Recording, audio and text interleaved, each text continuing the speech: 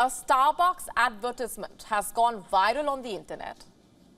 You might have come across it already. It is a part of the brand's campaign. It starts with your name. The ad essentially aimed to send out a message of inclusivity, acceptance, but not everyone is accepting it. The seemingly harmless and wholesome video has attracted backlash. Netizens are crying out loud to boycott Starbucks. Let's just have a look at what the fuss is all about. This is how the advertisement goes. A couple, most probably in their 50s or 60s, seen waiting for their son Arpit. Their age foreshadows a generational gap.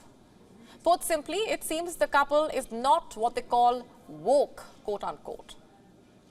The lady asks her husband to stay composed and not throw a fit of rage. Just when a viewer would expect a boy to walk in, a girl in a red dress enters the cafe, hugs the mother wholeheartedly, but has a rather awkward exchange with the father, who offers to order coffee, and so far it's not clear if the man accepts the child's new gender identity or not. He walks to the counter and orders coffee. Now, if you have been to Starbucks, you know how the baristas write your name on the coffee cups. And that is when a plot twist comes about. The barista calls out for Arpita. Not Arpit, but Arpita. And this highlights that Arpita's father has finally accepted her for who she is, a transgender woman. The tension in the air soon turns into love and acceptance. So far, so good. I have laid out everything for you. Did you find anything problematic? Which part exactly? Is it the part where a transgender woman is confident of her identity? Or is it when a seemingly conservative father finally accepts the change? Well, a lot of netizens welcomed the ad. They appreciated the coffee giant for addressing the stigma surrounding transgender people. But there was also a lot of backlash and hate commentary. Some called it a large dose of extremist American gender ideology.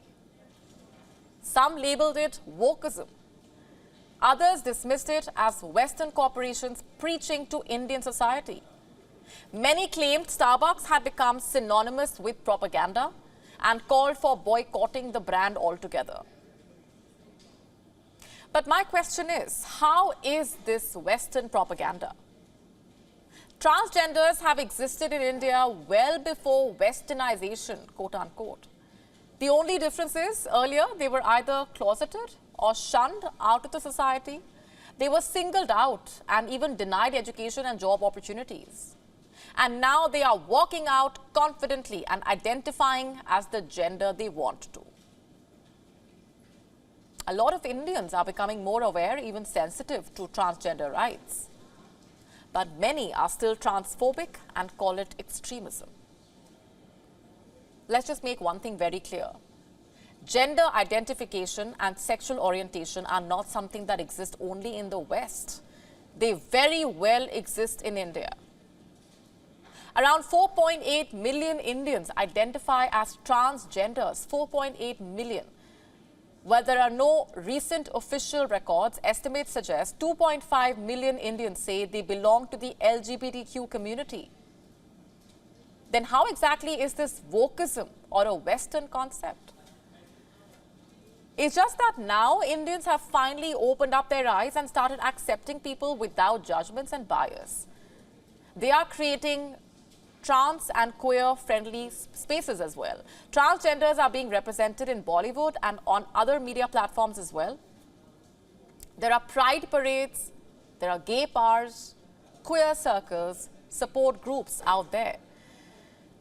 But then, there are also people who hide behind their screens and bully them online, who tweet and retweet hate towards trans people and are proud of their transphobia in the name of culture.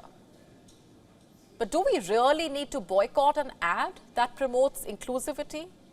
Or do we need to introspect, look into our implicit bias, and open up our minds? WION now available in your country. Download the app now. Get all the updates on the move.